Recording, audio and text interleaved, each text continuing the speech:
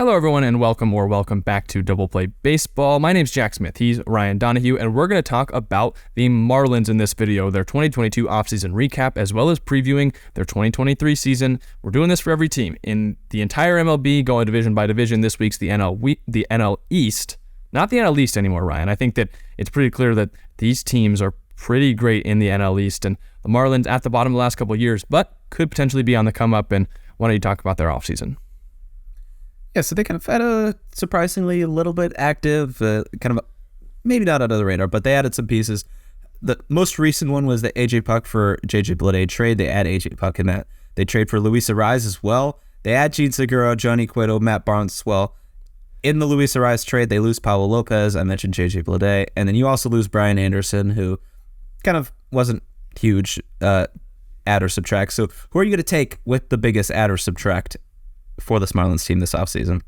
So I'm going to go with Luis Arraez, and while I think if you were looking at him and Pablo Lopez straight up, you might say Pablo Lopez is a better player, you might say Luis Arraez is. I think they're on the same plane at least. They're in the same tier, but it's a really big upgrade for the Marlins because the Marlins have pitching galore, and I think they've been looking for a way to move one of these pitchers, whether it is a Lopez or Alcantara before the year, at least in 2022. They're definitely not moving Sandy anymore, or some of these prospects, because they've got pitching and they just did not have a lineup. And so I think being able to move a guy like Lopez, who matters more to the Twins, and getting a Luis Arraez, who will matter more to the Marlins than he does to the Twins, I think is a big move. And while it may seem kind of lateral, like you're trading even level players, the meaning for each team is a big deal. And we'll talk about that when we get to the Twins as well. But Luis Arraez is a big upgrade, in my opinion, for this Marlins lineup that's always been playing like a second or third fiddle to the pitching staff for the Marlins.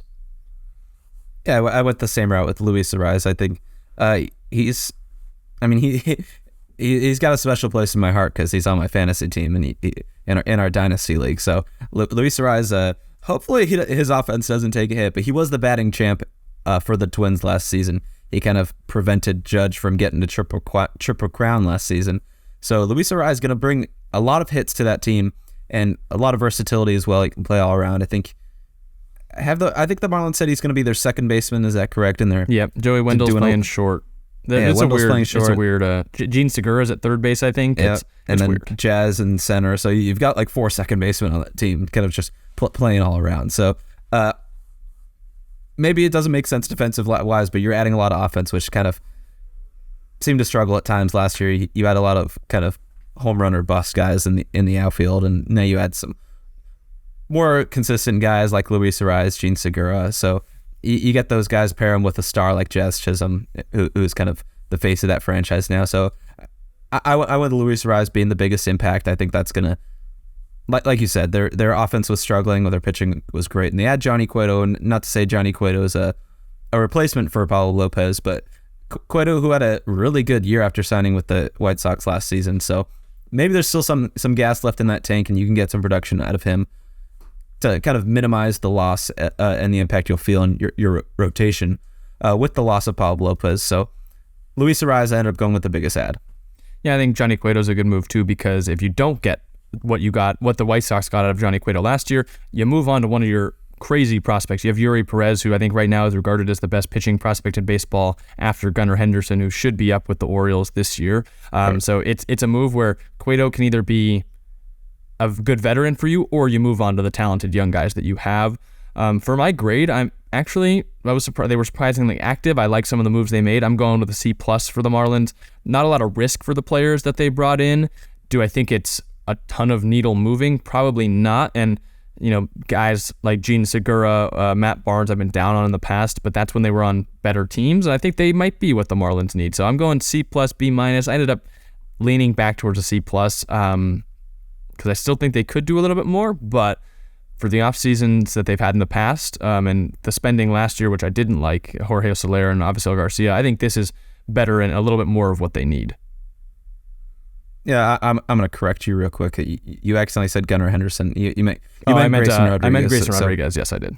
So hopefully you haven't get flamed in the comments yet. Hopefully they stuck around for me to fix that. But I ended up going with B-, and kind of similar reasons. I like the moves they made. They at least showed some desire to improve, and they signed some names, moved some pieces around. So yeah, they did a good job this offseason, and maybe you're looking at another year of not being great, but maybe you make a splash in the future and bring up some of those prospects like you talked about this season and next, and you start to add a few more pieces that fit to the team and kind of turn into more of a winning team that has a chance to compete for the playoffs and further beyond that. And because without the 2020 season, which was just so weird, and them making the playoffs, they haven't made the playoffs in a long time without that season. I might be missing something here, but it could have been like since their early 2000s. Was it the World Series run with Miguel Cabrera, whenever that was? Mm-hmm. Was it late night? No, Miguel Cabrera hasn't been around that long. Like 2000s era. So yeah, I don't think you've made the playoffs since then, other than 2020. So now you need to start kind of building up to that, do that again. And I like the step they took this offseason to get there. Yeah, getting into my what to expect, it is that they're going to just get closer to average. I don't think that this team is really built to win a lot of games. Like, I don't think they're one of those teams like the 2021 Giants who everyone is expecting to be average or below average, but then surprised everyone and won a lot of games. Like, I don't think the Marlins are built to be a surprise team, but I think they're just continuing to inch their way up the record board. And I don't think they're going to move up the standings. I don't think they're going to pass the Phillies, Braves, or Mets. But I definitely don't think it's in the cards that they're going to be worse than the Nationals, and I just don't think they're a team that's going to win a ton of games and surprise everyone. But they're getting closer to average, which I do like to see from some of these teams we've mentioned, teams like the Nationals, teams like the Rockies, who just don't seem like they want to try and win. I think the Marlins are trying to, but they're not trying to speed up the rebuild. Like, they're not trying to get out ahead of what I think that their natural path of their rebuild is. So I do like what they've been doing.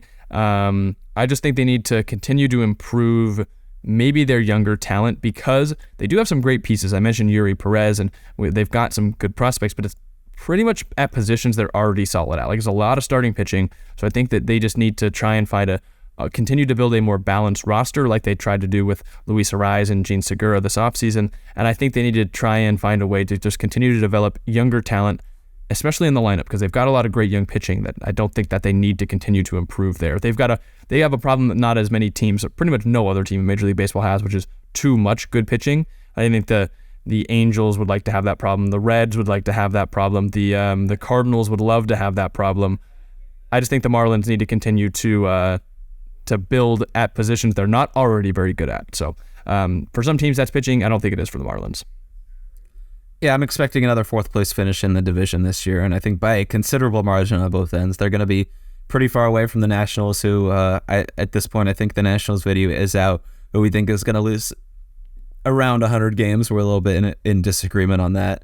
And then the Phillies, who are going to be a playoff team. So they're going to be in fourth place kind of comfortably, if that's the right word to use for being in fourth place. But they're going to be in fourth place by considerable margin. And like you said, they're moving closer to average. I like how you put that, because I've started to kind of make the shell of what my record predictions are going to be, and kind of doing research, seeing what other people are putting them at, seeing what pieces they have. And a lot of people are saying around 81 is what they're going to look like. I don't know if they're there quite yet. I think they're going to be close to it this year, is kind of what my initial thoughts are, but I'm expecting another fourth place finish where they're close to being 500. Do you remember how many games they ended up winning last year? Like, did they crack? Oh, let me take a mid-70s, because I thought I remembered them being a lot worse than we expected them to be coming into the year. Like, everyone thought that last year was the year that they would be closer to average. But I think I remember them losing a lot more games than we expected them to, at least. I kind of want to say 69 and 93. I was gonna say I thought they won only won 68. So I mean, I think this year you crack into the mid to high 70s and you consider that a successful season. I don't think they're going to be, like you said, I don't think they're going 81 and 81 or above 500 by any means. But if you crack into the mid to high 70s next season, maybe you're potentially adding another free agent or two and trying to move above 500, and then you're maybe a season away from trying to push to the playoffs. I think that's just a natural good path for the Marlins, and I think it's good that they're not in any rush to try and push right now, because you're not pushing past the Phillies and the Braves and the Mets. Like, those teams, these teams are in their window right now. I think the Marlins realize, why would we try and enter their window right now and just keep building for our window that's coming in the future? So I do like the way that the Marlins are at least approaching getting better. So that's one thing that I think they're at least they have a good grasp of that I'm not sure every team does. For the prediction at least for the Marlins, I'm going with Jesus Luzardo establishing himself as the number 2 starter behind Sandy Alcantara. Pablo Lopez is gone now, which leaves kind of an empty spot behind the reigning Cy Young winner in Sandy Alcantara. I think it's going to be Luzardo, 4th most innings on the team last year, hit a 3.32 ERA, and even lower 3.12 FIP, and struck out 30% of the batters he faced, which was top 15 in the MLB, top, I believe, 8 in the National League. He's a K machine, and he's one of those players, another one that the A's traded away really weirdly for Starling Marte when the A's were not good. But Jesus Luzardo, I think, is going to continue to just get better and better. Some of the best stuff in the majors, and give him more innings, I think he's going to establish himself as the 2 starter.